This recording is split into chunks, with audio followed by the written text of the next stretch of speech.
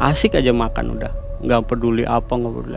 Tiba-tiba kok warung kok nambah lama nambah sepi, nambah gelap. Saya lihat ke kanan ke kiri, nggak ada orang satu pun. Ini warung beneran warung atau bukan gitu kan. Yang saya makan itu ada bilatungnya, ada tetelan dagingnya udah busuk. Wah, udah ini nggak bener kata saya. Ini nggak bener, saya ada di mana ini? Seolah-olah saya masuk ke kampung orang, saya nabrak anak kecil, padahal bukan. Itu yang saya tabrak itu tangkal kayu. Ada yang lagi jalan, wujudnya wujud kuda tapi kepalanya manusia. Apakah berbahaya nggak nih kira-kira Mas Haris untuk eksplor di sana nanti?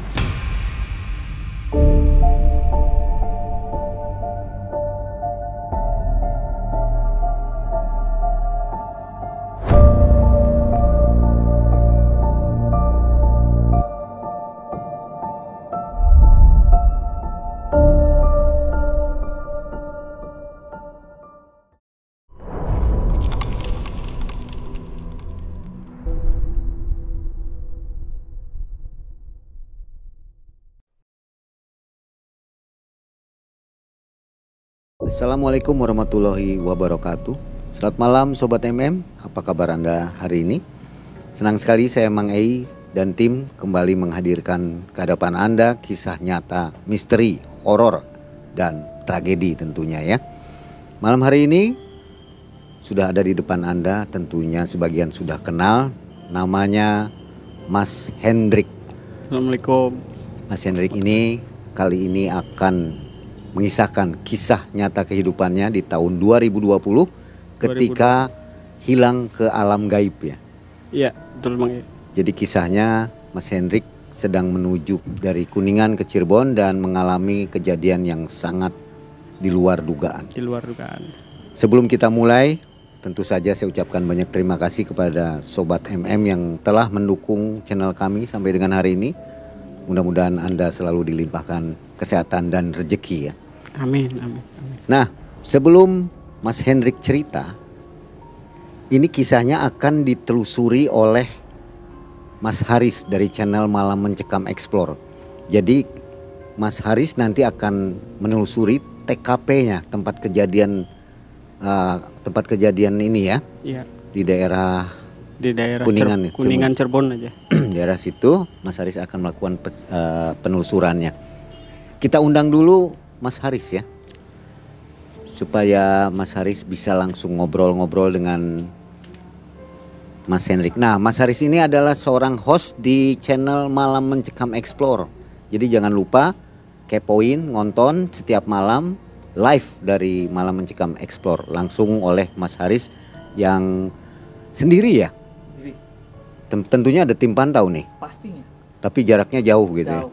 Oke. Semakin malam semakin mencekam. Oke, kita langsung saja ke Mas Hendrik. Ya. Mas Hendrik, itu kejadian Mas Hendrik sempat masuk ke desa goib ya? Iya, Itu di desa goib. mana itu Mas Hendrik? Jadi tempatnya itu ada di daerah lokasi di Cirebon, Kak. Masih di daerah Cirebon juga. Cuma kebetulan waktu itu saya posisi sedang ada di Kuningan. Jadi saya langsung ke Cirebon. Di situ tuh entah daerahnya daerah apa, yang jelas itu harusnya saya lurus, Kang Haris. Saya malah belok ambil ke kiri. Gitu kan. Nah, pokoknya nanti di sana patokannya itu ada kanan kiri pohon bambu, rimbun pohon bambu, jalan setapak yang mungkin kalau ini sih cuma bisa lewat satu motor waktu itu, cuma bisa lewat satu motor. Dan di lokasi itu juga ada, kalau orang Cirebon mungkin nyebutnya dangder atau pohon rangdu besar, pohon rangdu besar. Nah, kejadian waktu itu di situ. Ngaluknya sendiri nih, yang ditemuin Mas Hendrik itu di sana apa ya? Kalau sebenarnya buat makhluk di sana yang saya temuin banyak Mas Haris. Aneh-aneh. Ya nggak selayaknya aja. Tapi yang jelas yang waktu itu memberi teguran dan memberi arahan sama saya itu sosoknya kayak apa ya? Kayak semacam orang tua lah. Tapi badan dia tegap. Pakai sorban serba hitam semua Mas Haris. Sosoknya di situ. Oh, berarti di situ yang ngasih jalan ke Mas Hendrik untuk keluar dari situ ya Iya, berarti? iya, mungkin ada kemungkinan itu sesepuh situ atau kayak gimana atau bagaimana, saya kurang paham Mas Haris. Oke. Mungkin nanti Mas Haris yang bisa lebih paham ke situnya. Oke, nanti saya coba explore, boleh ya berarti ya? Boleh, kesana ya? boleh. Kita coba explore ke Boleh. sana. Kita akan cari tahu nih Silakan. kebenaran dan menguak mitos yang ada di situ. Iya, betul. Ya, oke. Mungkin begitu ya Sobat MM.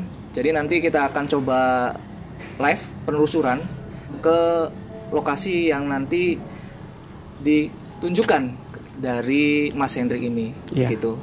Sobat MM, itu Mas Haris dari Malam Mencekam Explore. Jangan lupa untuk subscribe, like, komen di channelnya. Dan kita dengarkan kisah dari Mas Hendrik.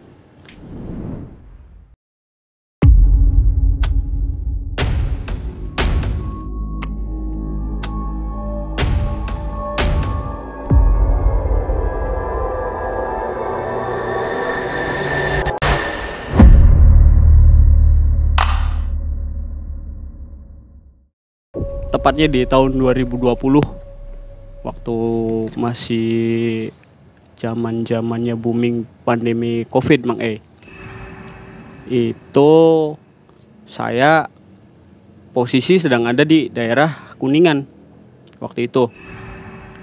Di daerah Kuningan kebetulan kan ada acara keluarga di sana. Saya juga lagi ngumpul bareng sama keluarga gitu kan.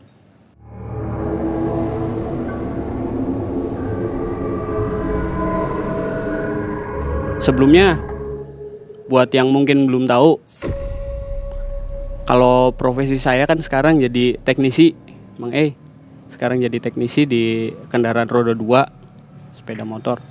Nah kebetulan waktu itu saya ada acara keluarga di sana di Kuningan sama keluarga, banyak rekanan juga di sana.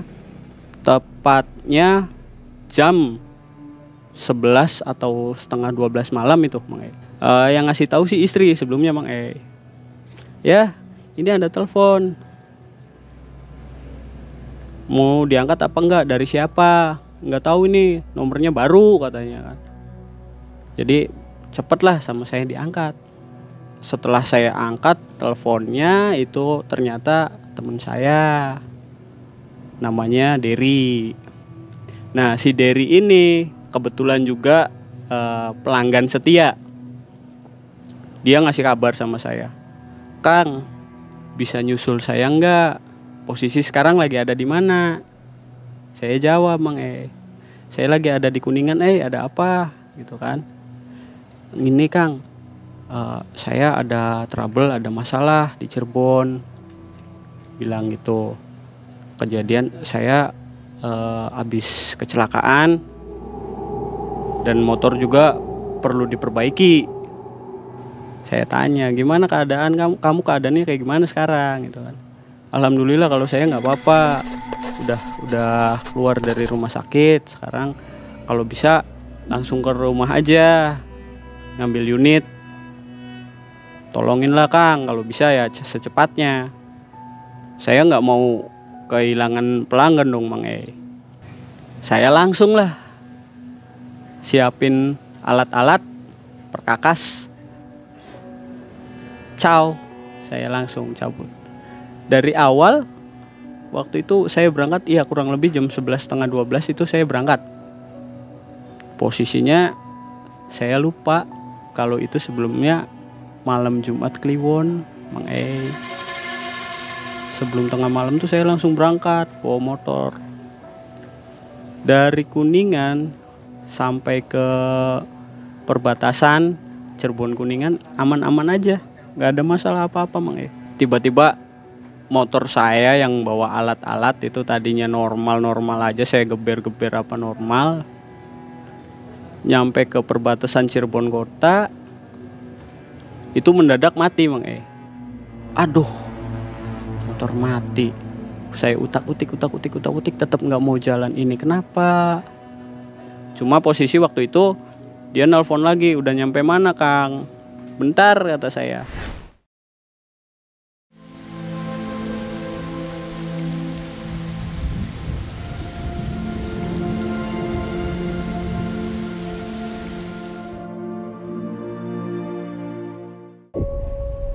Ini saya juga ada masalah mendadak motor saya ngadat gitu kan. Jadi saya beberes dulu di sini sebentar. Saya beresin lah lagi. Tutup telepon, saya langsung beresin. Ciao. Jalan. Waktu itu saya nggak lihat jam, tapi kisaran sampai di sini nih aturan dari Cirebon, dari Kuningan ke Cirebon itu nggak lama Kang Paling antara 30 menit sampai 1 jam lah kurang lebihnya. Seharusnya itu. Di tengah jalan itu ngerasa aneh saya tuh. Ini kok jam segini kota Cirebon biasanya masih rame, masih banyak yang lewat itu kan lalu lalang. Ini kok sepi banget. Apa saya salah jalan atau gimana gitu kan. Saya buka GPS, buka map. Kok nambah lama perasaan nambah nggak karuan, nambah nggak enak, ini gimana gitu kan. Udahlah, lanjut aja. Sambil naik motor saya perhatikan map, dilihat lagi. Harusnya itu saya lurus Mang masuk ke jalur Cirebon Mang itu map ngarahinnya ke kiri. Kok map ngarahin ke kiri, bener enggak sih? Penasaran. Udahlah karena udah malam juga kan, saya jalan aja. Jalan masuk ke situ. Kok ini jalan nambah kecil, bukan jalan besar, kok jadi jalan setapak kayak gini gitu kan. Nah, sampai situ baru Mang bulu kuduk saya merinding di situ. Motor mati lagi.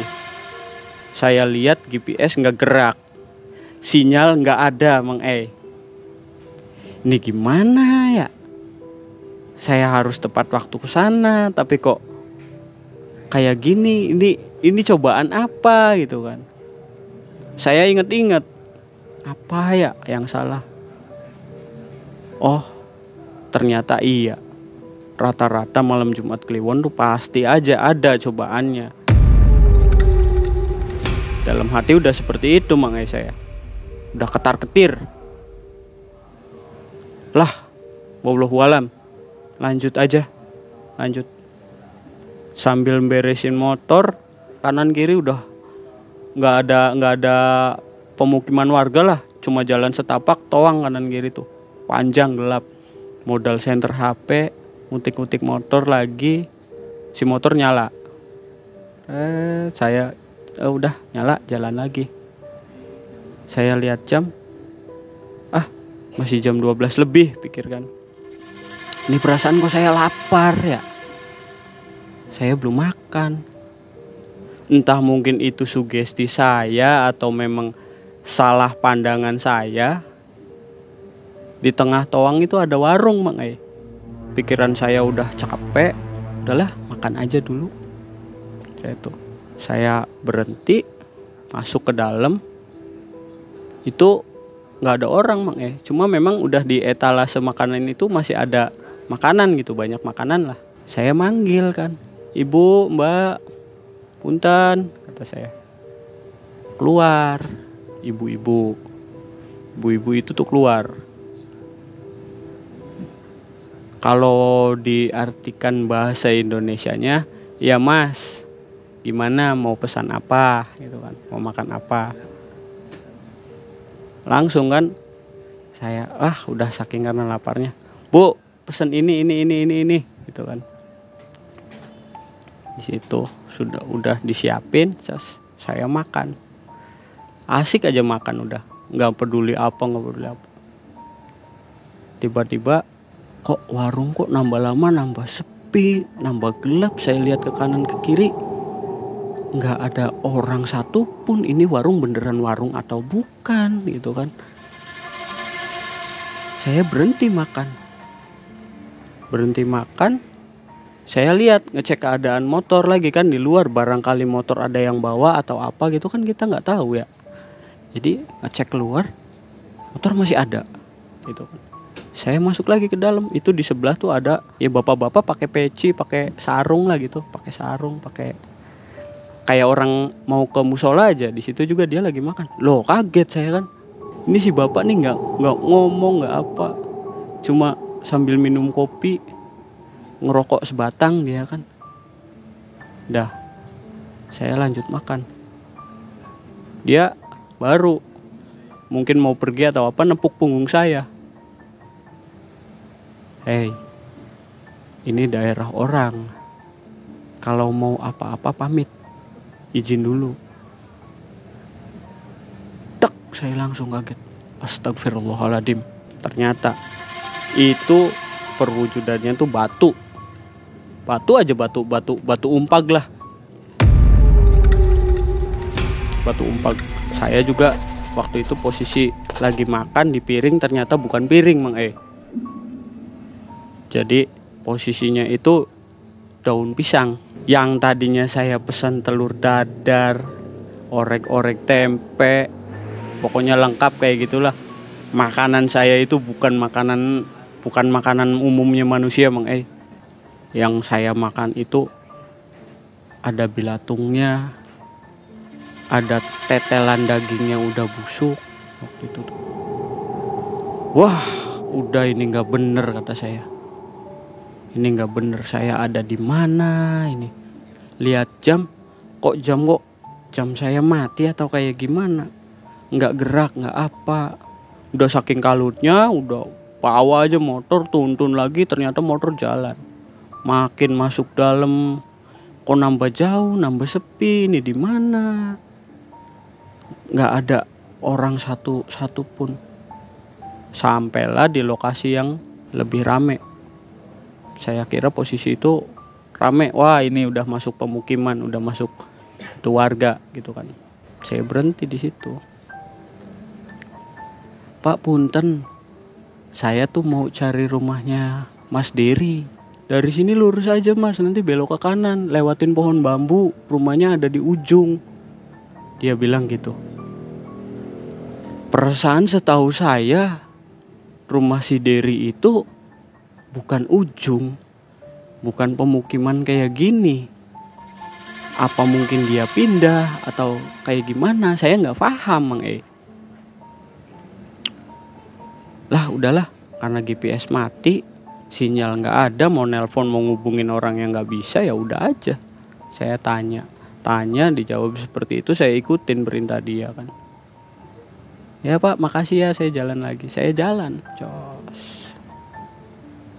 Sampai di patokan waktu itu katanya ada kebun bambu, ambil ke kiri, rumah paling pojok, cari aja di situ. Saya masuk situ Mang E. Memang ada. Kebun bambu itu ada. Kebun bambu dengan jalan setapak. Cas. Dari pemukiman berhenti di pohon bambu itu, di kebun bambu itu, saya lihat ke kanan lagi. Balik lagi ke belakang, lihat ke belakang. Itu sama sekali gak ada orang Mang E. Gak ada orang satupun. Ya Allah, kok ini bisa kayak gini gitu kan. Wah, udah pikiran gak karuan. Ini di mana?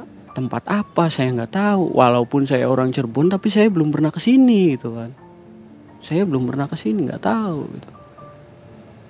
Sampai di situ, udahlah. Lillahi ta'ala aja, jalan lagi aja. Yes. Dari pohon bambu saya jalan pojok. Nah, memang di situ posisi ada sebuah rumah Mang E. Mewah gitu. Berhenti. Saya di situ. Ketok-ketok, nggak ada yang jawab. Saya gedor-gedor pagar, nggak ada yang jawab. Nyari bel, nggak ketemu bel. Ini rumah gede banget, tapi kok nggak ada belnya, pikir saya kan. Lihat handphone lagi, nggak ada sinyal. Tapi kok jam segini-gini aja, nggak berubah gitu. Perasaan dari awal saya berangkat sampai ke sini jam bener, pengaturan bener. Saya bawa jam tangan juga bener gitu kan, baterai nggak habis. Saya duduk di depan pagar itu ngelihat kanan kiri, nggak ada orang, sama sekali nggak ada orang. Saya ketok-ketok apa nggak ada orang. Perasaan saya lama nunggu di situ. Setelah saya coba lagi, ketok pagar lagi, baru dibuka, ada orang. Mas, nyari siapa? Itu yang keluar perempuan. Perempuan. Ya dibilang mungkin kayak ART lah, kasarnya ngomongnya. Kayak ART. Oh iya mbak, ini saya cari Mas Dery. Saya mau beresin motornya Mas Dery, katanya mau diambil. Kalau seumpamanya hidup ya saya ambil, kalau nggak hidup ya saya kerjain di sini. Pikir saya kan gitu. Oh iya, motornya ada di dalam. Tapi Mas Derynya lagi keluar. Katanya ada di rumah. Oh ini lagi keluar. Saya nggak nanya, oh lagi keluar kemana mbak? Itu katanya mau nyari makan di warung di depan. Udah perasaan aneh, udah nggak karu-karuan, udah aja lah. Saya masuk ke dalam kan, ya memang wujud motornya ada di situ. Ya bekas motor tabrakan lah gitu, bekas motor kecelakaan yang ringsek gitu kan. Pikir saya awalnya ini motor saya pretelin dulu asal hidup. Udah hidup motor saya tinggal di sini, saya pulang bawa motor yang mau diberesin, saya lanjut nanti di bengkel. Pikir saya gitu. Utik masih bisa dipakai, saya coba jalan dulu. Pikir saya kan kayak gitu. Saya coba muter. Ya memang posisinya ya komplek perumahan perkampungan warga lah gitu kasarnya ngomongan. Saya muter di situ. Tapi kok ini saya muter-muter terus, ini kok rumah nggak ketemu. Rumahnya sebelah mana? Perasaan tadi patokan pohon bambu belok ke kiri. Ini pohon bambu saya udah belok ke kiri, kok jalannya ini lagi gitu.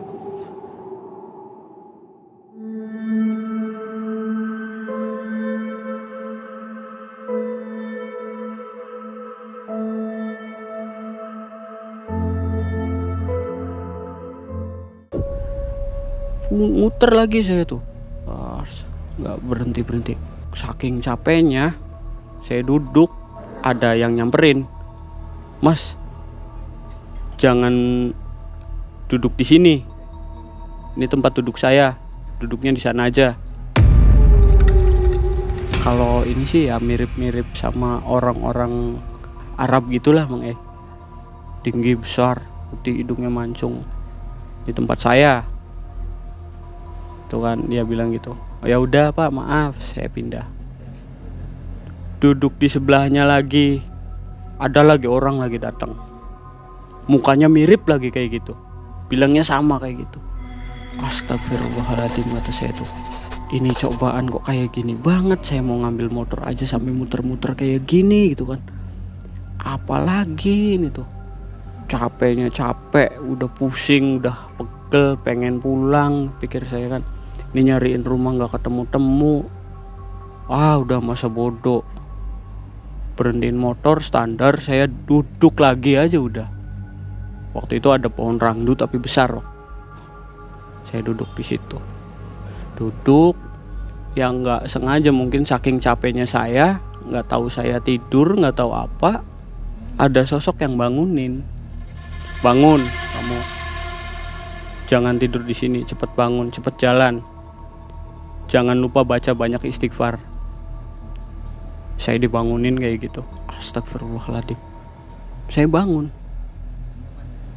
Saya lihat orang itu tinggi, gede, kesebutnya bapak-bapak ya, mungkin bapak-bapak. Dia pakai jubah hitam, pakai sorban hitam, jubah hitam semua serba hitam. Di situ mulai aneh saya. Kok saya bisa ada di sini? Dan motor yang punya si Dery yang saya bawa itu ternyata memang motor saya sendiri, bukan motor si Dery itu, sama sekali bukan motornya si Dery. Ya saya heran kan, aneh. Saya ingat sama yang tadi bangunin saya. Jangan lupa baca istighfar. Kamu jangan kelamaan di sini. Dia bilang gitu kan. Jadi udah nggak pikir, saking takutnya saya langsung naik motor, jalanin motor, jalan lagi saya sambil baca istighfar. Astagfirullahaladzim. Saya jalan, nggak lama balik lagi ke situ lagi, Mang Ini ada apa sebenarnya, saya tuh. Ya Allah, kenapa kok kayak gini gitu kan. Saya tuh niat mau nolongin orang, tapi kok bisa kayak gini gitu kan. Wah, ini ada yang gak beres itu kan. Udah muter lagi, perasaan bener jalannya ke sini. Balik lagi dari awal lagi. Bener udah lurus ngikutin jalan situ, balik lagi ke awal titik itu lagi. Jadi seolah-olah saya itu kayak orang yang diputer-puter sama Oyod Bingmang, Kang Ei. Ya mungkin kalau di bahasa Cirebonnya si Oyod Bingmang, nggak tahu kalau di daerah lain apa bahasanya gitu ya. Saya itu kayak diputer-puter Oyod Bingmang. Saya berhenti, udah saking capeknya saya berhenti. Saya ingat ini Kliwon, ada kemungkinan memang bener saya ini kena Oyod Bingmang. Udahlah, berhenti, saya capek. Istighfar, saya baca ayat kursi berapa kali tuh. Saya ingat di motor saya ada air mineral, saya minum. Waduh, angkernya udah bilah. Saya lepas dari situ itu jam mulai normal lagi, itu saya udah ngelihat jam 2:30 pagi, Mang Loh, kok ini jam udah bener sendiri, gimana ceritanya? Ini jam 2:30 pagi bener enggak gitu kan. Itu tepatnya sebelum subuh tuh saya tuh masih ada di daerah situ, masih ada di randu atau pohon kapuk besar itu, Mang Saya ngelihat ke atas itu kayak ada sosok mata merah gitu kan yang ngeliatin saya. Ya Allah, kata saya itu, udahlah, pergilah, udah pergi. Saya pergi kan langsung, pergi, tinggalin sambil saya syahadat, sambil saya istighfar gitu, terus jalan di jalan. Ternyata memang benar, waktu itu tuh saya memang disasarin sama map masuk ke situ tuh. Awal muasalnya yang harusnya saya lurus, ini saya belok ke kiri. Lepas dari situ tuh 2:30 pagi jalan, kok ini nambah berat, motor kenapa gitu kan, kayak seolah di belakang tuh ada yang boncengin, Bang. Dia kayak bisik sama saya, nanti dari depan kamu ambil ke kanan, tapi pakai bahasa Cirebon, halus. Saya ikutin dia ke kanan, nanti di depan lurus aja, nanti di pertigaan ada kali. Saya ikutin. Akhirnya saya bisa keluar dari situ tuh pas adzan subuh, Mang Baru saya bisa ngelihat alam ya, beneran alam sendiri gitu, alam nyata tuh. Baru saya ada sinyal, saya hubungin teman saya kan. Saya sampai, dia nanya kan, kamu ditunggu dari jam berapa, kok datangnya jam berapa gitu kan. Di situ saya ceritain, saya tuh kayak gini. Ya bener, berarti kamu tuh masuk ke alam goib itu tuh, masuk ke kampung goib. Memang mitosnya di situ kampung goib, kata dia. Udah capek, udah apa, ngobrol sambil ngopi. Besok paginya jam 7:30 itu saya belum tidur waktu itu. 7:30 pagi itu saya diantar sama teman saya si Dery, itu diantar saya. Kamu tadi lewat sini kan? Iya, lewat sini. Kanan kiri tuh, kamu lihat sendiri. Saya juga waktu kecelakaan tuh di sini. Seolah-olah saya masuk ke kampung orang, saya nabrak anak kecil, padahal bukan. Itu yang saya tabrak itu tangkal kayu. Tangkal kayu bekas kayu roboh saya tabrak. Ternyata setelah saya nabrak itu saya sadar kalau itu tuh bukan kampung. Setelah diselusuri, oh ternyata seperti itu. Kok bisa gitu kan? Berarti kamu tuh nyasar tuh di sini, kamu tuh kena oyod mingmang di sini. Mitosnya di sini tuh oyod mingmang.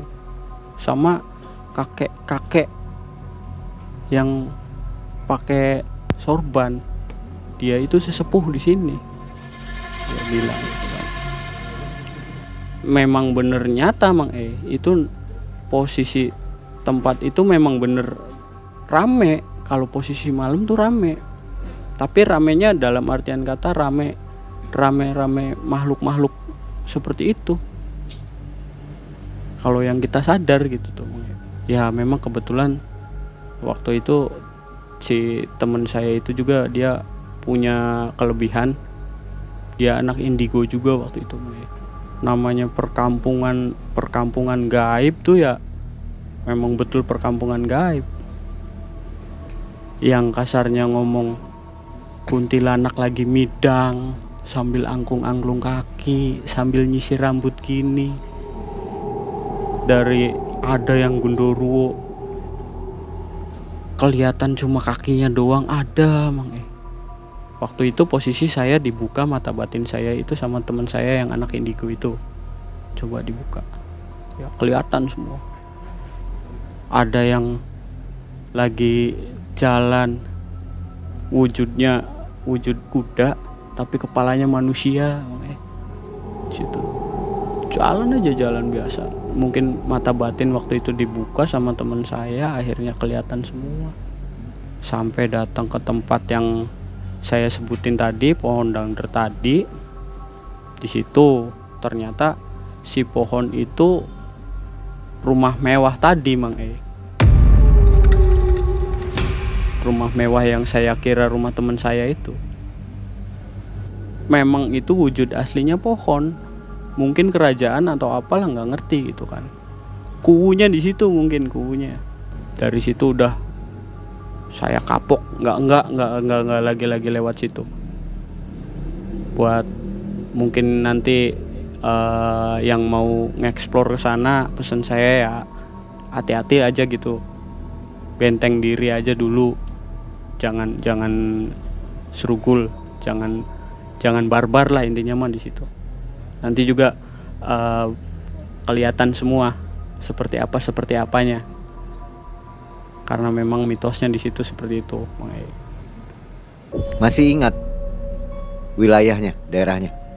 Kalau wilayah jelas masih ingat Mang. Pokoknya ada di daerah Cirebon.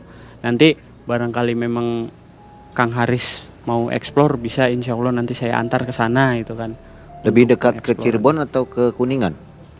Kalau dari arah Cirebon mungkin lebih dekat. Dari Cirebon kota lebih dekat. Apakah berbahaya nggak nih kira-kira Mas Haris untuk eksplor di sana nanti? Kalau saya rasa sih lumayan bahaya ya. Sebenarnya lumayan berbahaya Mang. Karena posisinya kan di situ kan apalagi kesebutnya udah menyangkut oyod mingmang. Itu yang nyata tuh jadi nggak kelihatan Mang. Itu maksudnya. Tapi asal mungkin kalau benteng dirinya kuat sih insya Allah lah. Baik, Sobat MM, setelah mendengarkan cerita dari Mas Hendrik ini, segera saja langsung menuju ke Malam Mencekam Explore. Di sana Mas Haris sudah menunggu untuk melakukan explore secara live ya di daerah TKP Mas Hendrik ini. Ya. Nah, kita akhiri kisah dari Mas Hendrik. Semoga kita mendapat pesan yang baik dari kisah ini. Dan kisah ini memberi manfaat untuk kita semua ya. Jadi hati-hati kalau berjalan malam mungkin ya. Iya. Kayaknya lupa baca doa nih. Mungkin terlalu buru-buru ngejar uang mungkin Mang. Iya. Karena orderan besar nih ya. Orderan besar. Sampai di sini kisah dari Mas Hendrik. Saya Mang dan tim undur diri. Assalamualaikum warahmatullahi wabarakatuh. Waalaikumsalam warahmatullahi wabarakatuh.